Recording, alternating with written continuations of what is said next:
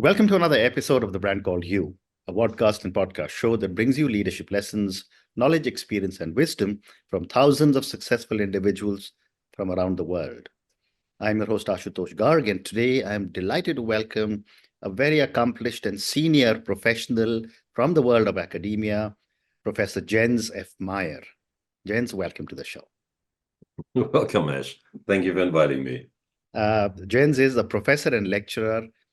He's a program director and a designer. He's an adjunct professor at INSEAD. So before we talk corporate strategy and general management, Jens, tell me a little bit about your own journey in brief. Oh, very brief. Very early on, I was bitten by a curiosity bug, which got on the nerves of everybody around me, my parents, my siblings, and my friends. So as soon as I was able to leave home, I left home. I started discovering the world. It's in short succession. I started in finance, became a broker, went through the legal field, and then pushed by one of my deans, Eric Jaime. He was kind of the godfather of private international law. He pushed me actually to do an MBA. And the MBA opened many doors for me. It was the beginning of the internet. It was kind of, the world was changing. And for somebody who was hungry for new, for exploration, for adventures, this was a fantastic time. So in order to be well positioned, I went into the field of academia. And until today, this bug is with me and gets on the nerves of everybody around me. How wonderful. How wonderful. And then what made you focus on corporate strategy? The boring part, the ignorant part of it.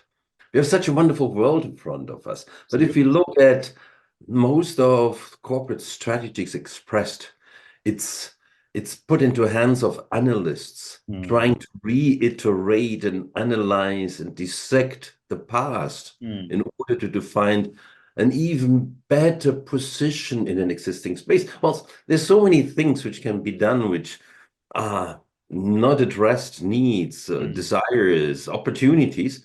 And yeah, this was part of my journey that kind of, guys, why don't you do more original things? Why don't you move the buck into corners where we need it? And it didn't become better in my mind. It is kind of 95% of corporate strategy is a me too, analytically driven. How do I hold on to my money? Yeah.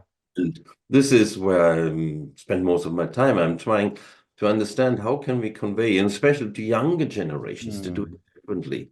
Very well. How can pedagogy help us to actually create a mindset of curiosity, experimentation, of the willingness to venture into spaces which need to be addressed but haven't been addressed yet? Fascinating. And Jens, what would you say are some of the key elements of effective strategic analysis in today's business environment? The willingness to make a difference. Making a difference in the sense that we've gained lots of understanding in the last 50 years what went wrong in this world. Right. Colleagues describe it, and we were mentioned before we started the video, the World Economic Forum, Subramanian Subi, who talks about from performance to progress. We have this very, very narrow neo-economic perspective on the world. And we know now that we can make so much more progress, which is much better for everybody, much more sustainable. And so this is the first part, strategy to be defined not only in the economic anchor, but strategy defined as a source of energy for the employees, for the customers, for the employees, but also for societies. This is the first aspect. Yeah. The second aspect, I think we have to move out of the planning into an exploration. For a long time, this worked. The world was moving into the same direction. It looked like a global converting pot. We know now for the last 20 years, and particularly in the last 5-6 years, it became very apparent. No, we're not moving all in the same direction. Correct. We have this explosion, it's diverging. So in order to overcome, CK mentioned kind of the dominant logics. There's more opportunity than ever, but we have to embrace it. And this means what I mentioned before, experimentation. We have to create new worlds. Very and well. we can, if only we dare venturing beyond the existing. The third part is dealing with the decision-making processes and how to engage people. We call it fair process. People like Luther van der Heijden or John Kimber and Bon were writing about it. If we don't manage to create a fairer perspective on the world, and this doesn't mean an outcome. We cannot forecast the outcome in a world of uncertainty, but we can provide a process frame, a procedural frame, where people feel comfortable that they're part of a journey. So these are the three things: from performance to progress, from planning to exploration, and from hierarchies to a much more agile notion of companies, organizations, but also societies. Fascinating. Thank you. Jens, you were also a part of the original think tank of the Blue Ocean Strategy, if I remember correctly. Yeah. For my viewers and listeners who may not be aware of the Blue Ocean Strategy, can you talk to us a little bit about some of the principles of Blue Ocean Strategy and its impact on business? Yes. Impact on business, it's a mindset, it's a methodology which pushes you beyond the existing. What does Blue Ocean Strategy stand for? Rather than trying to overserve existing markets, the classic notion of competition. Oh, somebody makes money. Everybody rushes in there and is trying to serve the same market, but doing it better and better, better. Blue Ocean Strategy actually forces you to look at something which we call or label non-customers. Who are the people who are not served yet? Why are existing solutions not serving them yet? Rather than looking for the benchmarks, the positive benchmarks in an offer, we're looking for what we call the pain points. What are the aspects which are underserved for certain populations? And then Blue Ocean basically pushes you out of the competitive frame and starts to push you into this adventure of exploring uncontested, non-competitive spaces. And from there, you start developing new rules. And very successful. So as a business book, at a certain point, I think it was one of the most sold, or the most sold business book in the world. I remember when did it make click that it had become a success? I was with one of my friends and clients, Tata in Mumbai, and I saw a pirated copy next to Harry Potter in the street. Wow. And I knew this, if a business book gets to this level, it's a big hit. Then it's it. It must be something big. Absolutely. So the objective is break free from the existing. Examples is Tesla, for example. You know, when they started, everybody was laughing. And if you look at Elon Musk, very often he applies again. He serves spaces, he serves customers with means which hadn't been done before. Right. We find many examples in the meantime, but not sufficient. Great example and great response. Thank you. My next question, Jens, is that what are, in today's business environment, what in your view are some of the biggest challenges leaders in business face? The biggest challenge, coping with the realities around us.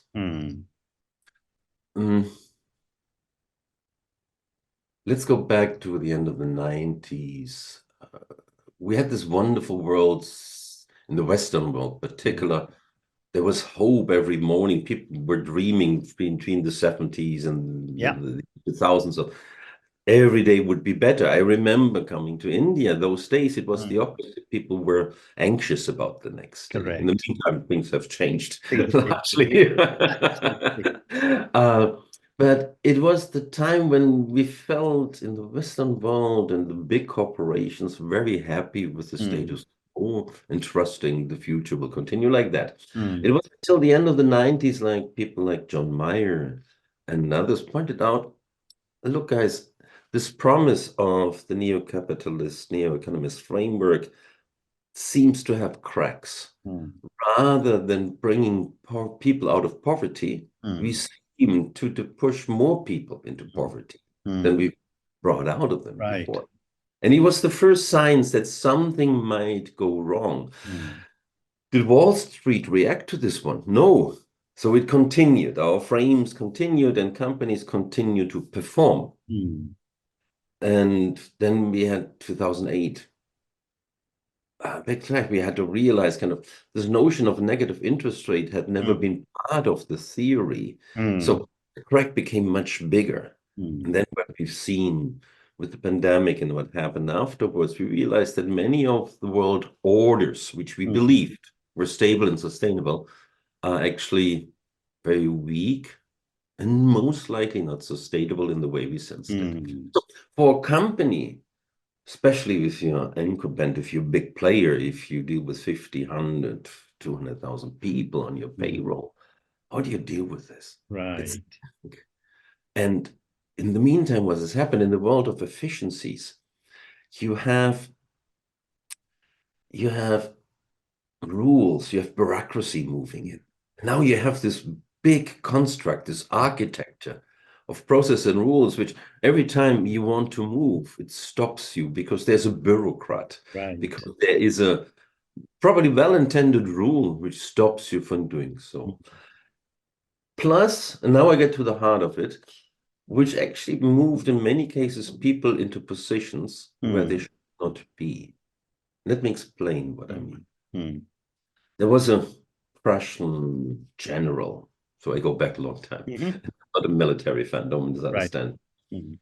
He said one should worry most about stupid people. But we wouldn't put stupid people in important positions, right? His way at looking at the world and looking at the soldiers was there were clever ones. They're industrious, busy people. There were lazy ones, and there were stupid ones. And he assumed that any of us carries two of these characteristics at the same time. So you have people who are clever, smart, and industrious, busy. And he would put these people into the general management jobs. It's the general stuff. These people are good. They want to do good. They think and they understand. And this was what we would call the middle management. And then he had those people who were stupid and lazy. And he said, oh, these are the people where Taylor was right. Give them the structure. And you can create something meaningful out of them and for them. But they need structure. Then you have the clever and the lazy.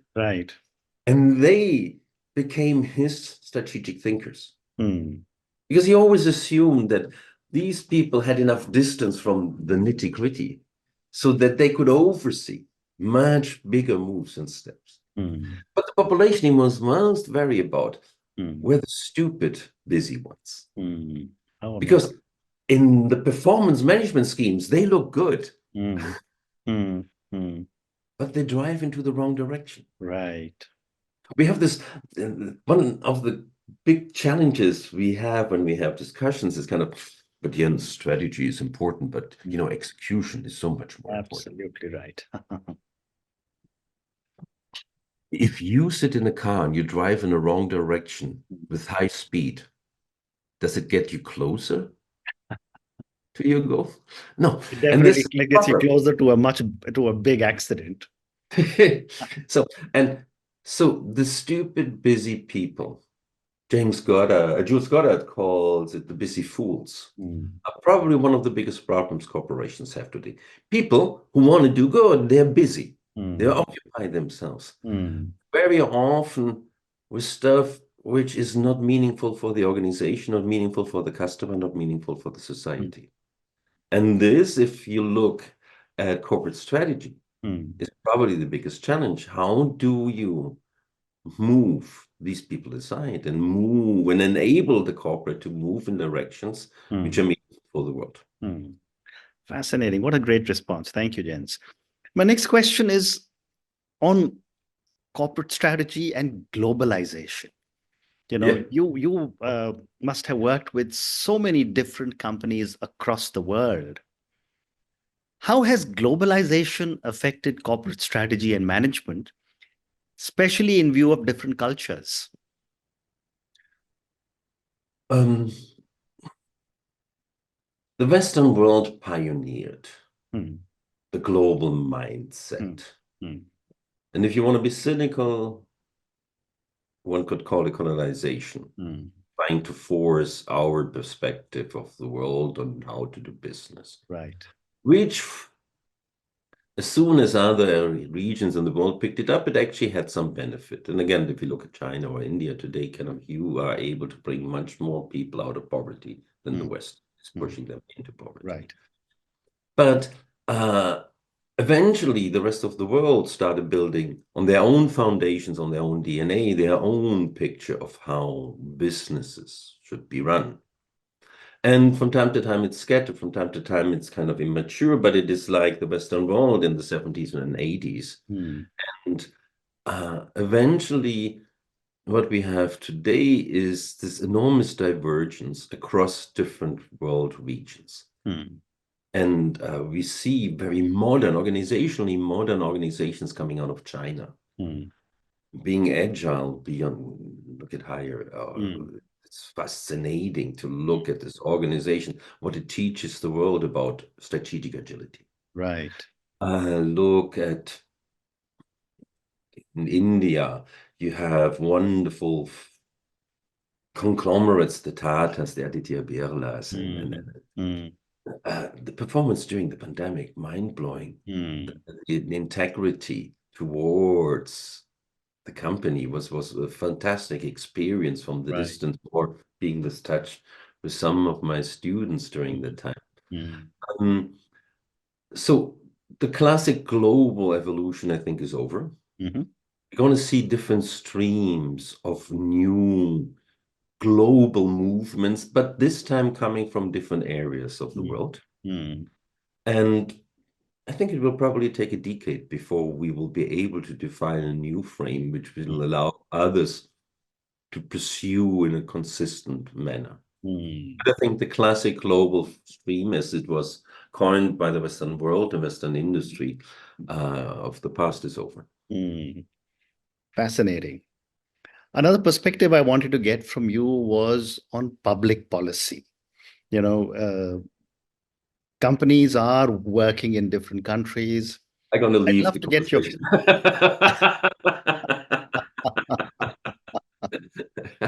I'd love to get your perspective on public policy and how it intersects with corporate strategy. Wow. How to stay politically correct. in simple words. We have the closest, I'm closest to the European logic, and Europe has a strategy to be the safest continent in the world. The Green Deal is the main driver, but creates locally enormous problems by trying to rush towards a better continent for the sake of it. It cuts many means on the ground. In Germany, you have the farmers in the street. In France, you have the trains on strike. We can go on. Yeah, you've got farmers on the street in India as well. Yeah, but I don't think they shut down the capital.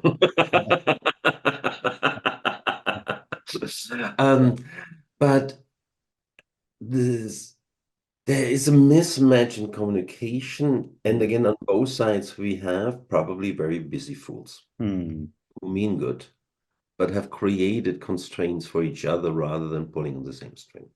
And honestly, I don't know where we're going this year. We have the parliamentary elections in Brussels, and there is a big effort around how we can unfreeze the situation. What type of frameworks, what type of levers in order to become more innovative, become more daring to become more experimental in the discussions. But it will always be also with the local politicians who have to agree. And as we've seen, local politics have turned to shift more and more, or have shifted more and more to the right side of the political landscape, which is much more nationalist, much more protective. So I don't have a good answer. I apologize. No, that's okay. That's okay. The world has become a space where public and corporate governance is not working hand in hand. Absolutely. And if it's working, unfortunately, we very often have a suspicion of not clean deals. Correct.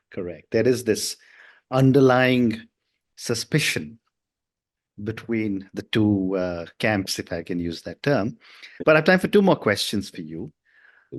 My next question for you, Jens, is how has the role of data analytics evolved in shaping corporate strategy? Oh, it is enormous, but it has added to the analytical capability and not the explorative capability. It's the fascinating thing.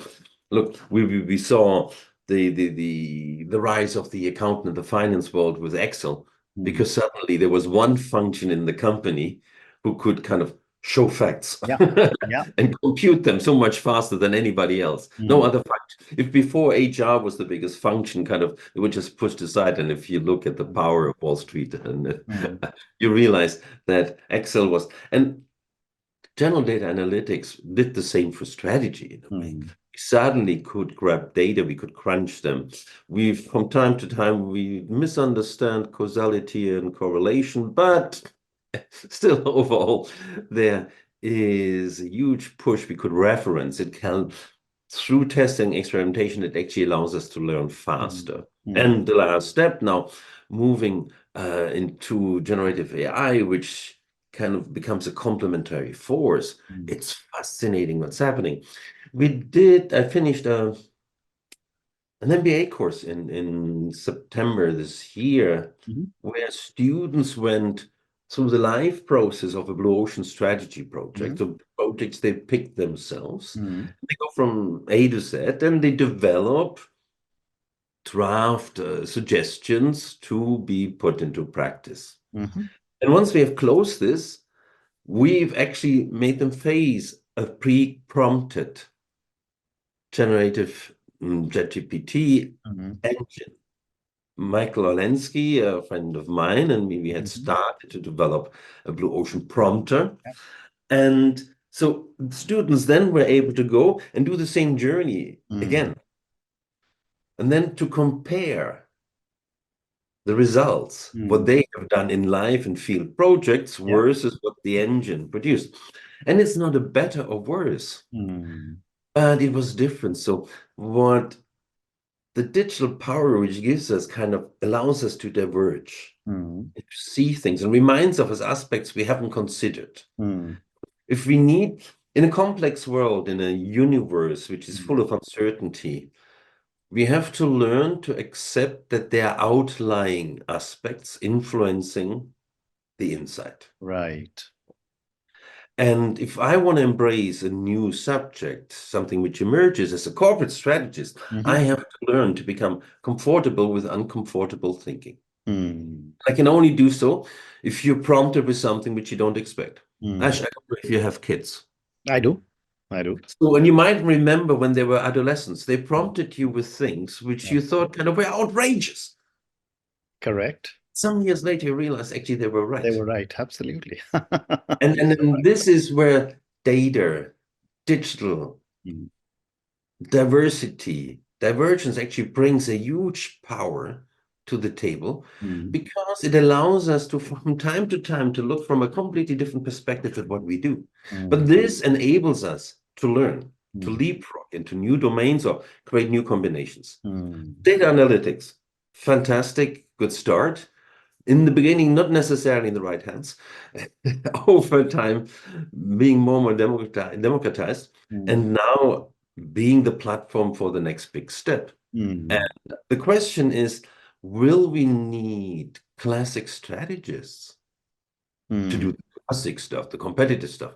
Do we still need them, or is the machine actually better than doing this. For the blue ocean, for the breaking free, doing new things, we need probably the combination. Like in art, we know now, an artist prompted by this digital brain actually accelerates. It's like the brain. Roman, he's a Polish artist. This is where I discovered it the first time. He had already 6-7 years ago, 2,000 hours of him painting stored in a machine. And whenever he did something, the machine told him what he would do. Wow. Which stopped him from doing it because it forced him to stretch, to do something other than if the machine could understand what his normal reaction would be, he had to be better. So, and in the same way, kind of the whole digital evolution is a coach of, in my mind, the superior brain, but also the opportunity to learn to look into corners of the world or to look from perspectives which we actually wouldn't do. Very interesting. And my last question to you, and I think you already answered part of it, but my question is that given the incredible amount of technology that is coming into all our lives as individuals and as in businesses, where do you see the field of corporate strategy heading in the next few years? Oh, yeah, this is the big challenge, and we were discussing it with colleagues. We had a conversation last Friday morning. We actually need the classic strategist. And then for many tasks, I think our guess, and we might be completely wrong, look at the strategy consultancy, where you needed 10 people today, you probably only need 2 people tomorrow. So yes, there will be huge difference. But on the other hand, once we have this energy released, we'll discover new spaces. We discover new frames of how we can do things better. So I don't believe in people sitting at home, except in the home office. But I believe whenever we advance with a new horizon, we see another horizon, and this new horizon will become the next journey, and worthwhile to embark on. Amazing. And on that note, Jens, thank you so much for talking to me about your own journey. Thank you for talking to me at such length on corporate strategy. I thought over the last 4.5 decades, I knew a little bit of corporate strategy, but I think I've learned many new things from you on corporate strategy today. Thank you for listening. Speaking to me, and good luck to you. Thank you, Ajit. My pleasure. Thank you. Thank you for listening to the Brand Called You videocast and podcast, a platform that brings you knowledge, experience, and wisdom of hundreds of successful individuals from around the world. Do visit our website www.tbcy.in to watch and listen to the stories of many more individuals. You can also follow us on YouTube, Facebook, Instagram, and Twitter. Just search for the Brand Called You.